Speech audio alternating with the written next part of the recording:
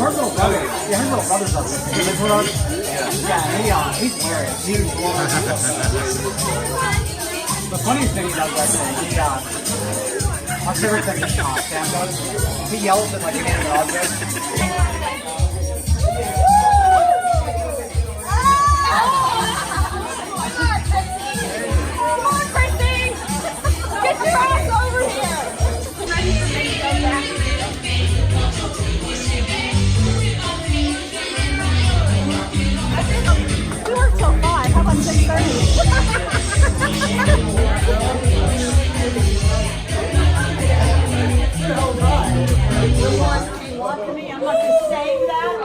I just really mean that because I know everybody's busy. I'm just Aunt Lorraine, So I just really appreciate you being here.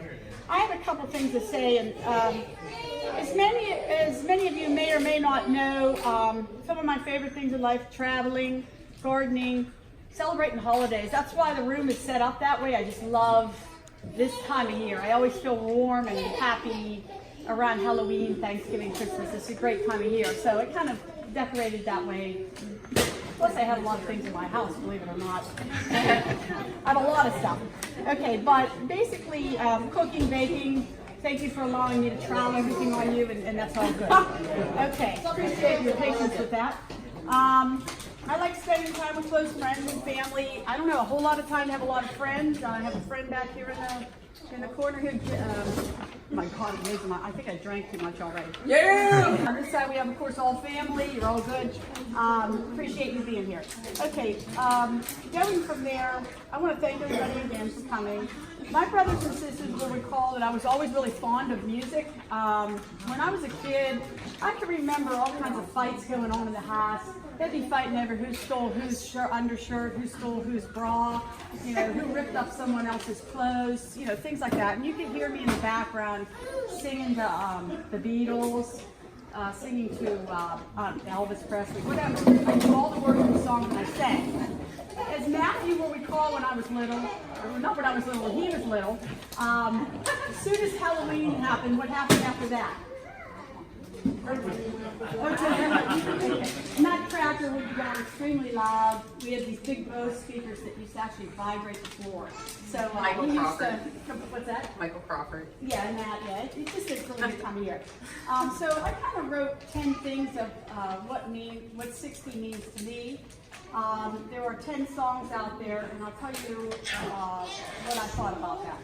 The first song is Jump by Van Halen. I love that song. The most likely place that I'm excited about jumping into is bed at night for a great 8 hours of sleep. Thank you for being a friend. My best friends are now the gastroenterologist, cardiologist, dentist, and plastic surgeon. Not yet. Okay. Young at Heart by Sinatra. You might as well be young at heart because the rest of you is going down the tubes. Push It. The only good experience you can get from Push It real good is the injection of B12 or osteoporosis medication. Last night I did not get to sleep at all. After drinking too much wine, I'll be up cleaning all night. Air Supply. I'm so lost without you. My ibuprofen and my address list. And my, what do you call those, passwords? The Beatles. There are places I remember in great detail. But Sam, if I can remember where I put my freaking glasses. Or my car keys, that's another big, oh, there they are. Okay. St. Elmo's Fire is that wonderful feeling that you experience when you have some Mexican food at our age with hot sauce, going in and out. Okay, that's St. Elmo's Fire. Norwegian Wood describes my back after a 12-hour shift or a night of dancing. The winner takes it all. I'm a winner at this time because I have you all in the room. I have you all in my life. I appreciate it. Thank you. Once again, thanks again for being here. At this time, I'm also reminded that, I'm going to thank the man upstairs, God, for allowing me to get to the age of 60, because there's a lot of people out here that did not make it. My sister being one of them. Okay, she was only 59 when she died. I can feel we're in the room today. We have your husband, who's only in his 50s, Mickey. We also have JR, cousin, who died very young. And so with each decade, don't get upset by age, but be happy about the fact that you made it to that age and you continue to be healthy, because that's a big thing. With all that in mind, I will say I'm going to toast. 2/3 of my life is now over. If I live as long as my parents did, who lived well into their 80s. But I look at things not as a pessimist, but as an optimist. So I got a lot of living yet to do. Another 25 or 30 years. So with that, after we had all the DNA testing, we're going to offer some toasts. For French, Prost. For German, you're going to have to help me with this one. Zum Wohl. I don't know what that is. Okay. For Greek, Yamas. And for Italian, Salut. And for the Jewish heritage, we have L'chaim. So, L'chaim. All right. Thanks, everybody.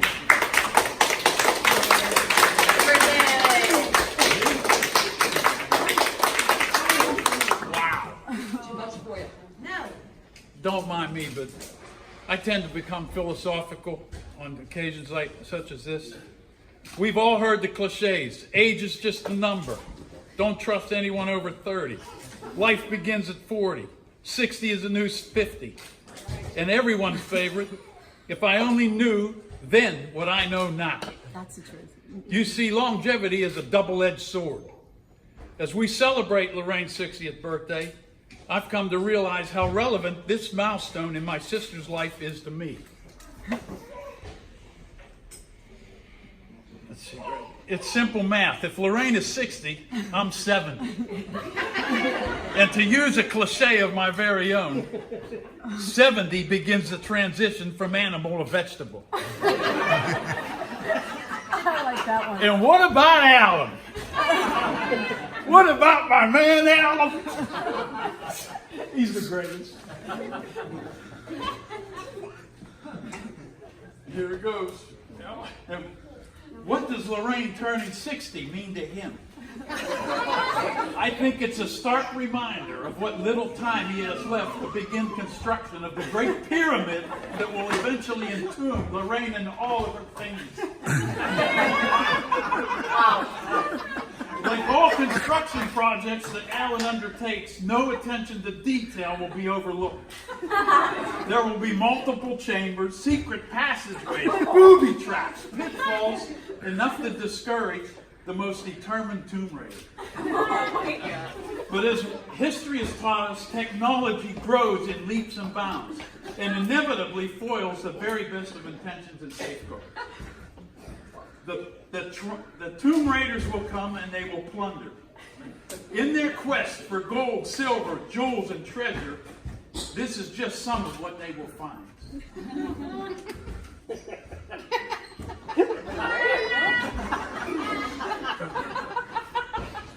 A dozen antique clocks that can't tell time because their hands haven't moved in over 100 years. 3 guitars, a piano, and a banjo that Lorraine never learned to play. A state-of-the-art kitchen with china closets, cabinets, countertops, a dishwasher, and a sink loaded with enough dinnerware to serve 1,000 tailgaters at a football game. Oh, this one here. A storage locker of nativity sets. 6 stables, 6 Josephs, 6 Marys, 6 Jesus, 18 wise men, 6 donkeys, 100 sheep, and 18 camels. A 2.5-ton camper that has ripped the drivetrain of every vehicle that's tried to pull it. Poor Alan. Christmas time blow-ups. So many and so huge, they ask Alan for a pyramid of their own. An amphitheater called the Gallery of Faces, filled to capacity with statues, figurines, lamps, knickknacks, whiskey decanters, stuffed animals, dolls, and battery-powered puppets that talk, laugh, sing, and dance. Their jaws will drop when they enter the largest chamber of them all. the room of clones. In disbelief, they will gaze upon all the things that Lorraine purchased 2, 3, and 4 times because she couldn't remember if she already had them.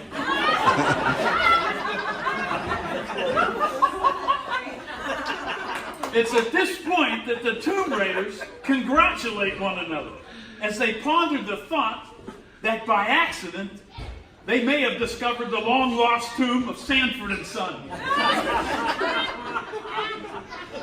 As one of them proclaims, "We found greater treasure than this in dumpsters." As they turn to leave, their path is blocked by 100 nutcrackers and 75 elves. Blinded by fear, they duck into a dark, never-ending passageway. And a week later, they pop up through the floor of an antique shop in Berlin, Ohio, only to find a mummified Lorraine pushing a shopping cart through the aisles. Happy birthday, Lorraine.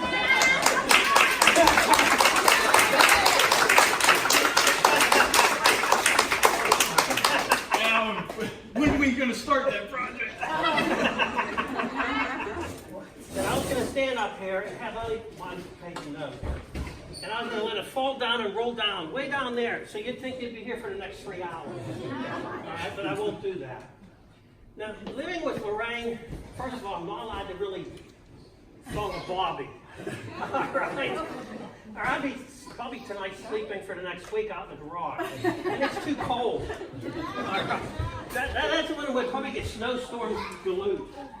But no, this is something I found. Someone sent this to me. Well, she's not here tonight. They still don't have their electricity till tomorrow night at 11:30. All right, so if you decide to go cheap on your Duquesne light, perks of reaching 60 or being over 70 and heading towards 80. Kidnappers are not very interested in you. In a hostage situation, you are likely to be released first. No one expects you to run anymore, so don't worry about it. People call at 8 p.m. and ask, "Did I wake you?" People no longer view you as a hypochondriac. There is nothing left to learn the hard way. Things you buy now won't wear out. That's like, we got to get a new furnace. The one we have, they put it in when we moved into the house 31 years ago. Wow. So now if we get a new furnace, let's see, I'll be what? 96. Oh, you can eat supper at 5 p.m. You can live without sex, but not your glasses. Did you see Lorraine wear her glasses on her hair? Yeah. Mine, of course, are here. Your supply of brain cells is finally down to a manageable size. Now, anyone that's over 50, am I reaching home plate? Yeah. Okay. You can't remember who sent you this list. I did. And you notice these are all, look, see how big the print is? That's so I can read it without my glasses. Oh, I've been reading it without my glasses. Now, here's one other little thing that you have to remember. Life is like a roll of toilet paper. The closer it gets to the end, the faster it goes. Now, here's one I need my glasses for. I was going to tell you a whole bunch of jokes. They're out in the van, out in the truck, okay? This is about a husband and wife. A man had just finished reading his new book called Man of the House. Remember this, gentlemen, because no matter how you look at it, we don't have the upper hand. Right there. Upon finishing the book, he stormed into the living room and walked directly up to his wife. Pointing a finger in her face, he said, "From now on, I want you to know that I am the man of this house and my word is law." How many times have you said that? Okay. I want you to prepare me a gourmet meal tonight, and when I'm finished eating my meal, I expect a sumptuous dessert afterward. Then after dinner, you're going to draw me a bath so I can relax. And when I'm finished with my bath, guess who's going to dress me and comb my hair? His wife said, "The funeral director." Now, living with Lorraine has been a real prize and also some setbacks. Not really many. Like today, I'm rushing here, rushing there, picking this up, picking that up. and she calls me on the phone and asks, why am I not taking pictures of the setup? Well, because my camera was still at home, because I was picking everything up. So then she gets bent out of shape, so then I figured, well, I'm going to get even. I got bent out of shape. All right? But who cares? It's just a very small thing that, who cares? Don't even bother, like the young people here. Most things in life, as you get older, that's the good thing about getting older. It's like I've been always a nitpicker, you know. Every little thing, detail has to be done. I know my limits. In other words, sometimes you can just let it slide. It doesn't need to be a right angle. It doesn't need to be perfectly retouched or whatever, because who cares? And that's the attitude that we should maybe spend more to. Because the older you get, the more you start acting like that. Especially when, you know, did I wet my pants, or did I leave something in there that shouldn't be there? And I see Lorraine's protected thanks to Fred. Now, Against the shark. now, does anyone else want to say anything? You notice I didn't say anything negative about Lorraine. That means I can go home and sleep in a warm bed. Now, who can follow what Bobby did? Now, here's the one thing. When his mother and dad passed away, he had a nice eulogy to say. All right? And it was funny. They were funnier than ever. I think we owe two people a big round of applause. One is Bobby, because that's funny. When he read, he didn't want to say it, and I talked him into it, especially when he said the pyramid. I mean, give him a round of applause. He deserves it. I wish I could write stuff like that. That is hilarious. And the other person is the person that we all showed up here for today, Lorraine.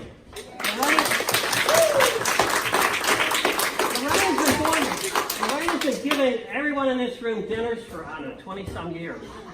You know, you come over to our house for Christmas, New Year's, Thanksgiving, Halloween, 4th of July. Or you just show up, or you just show up like me. Like every holiday.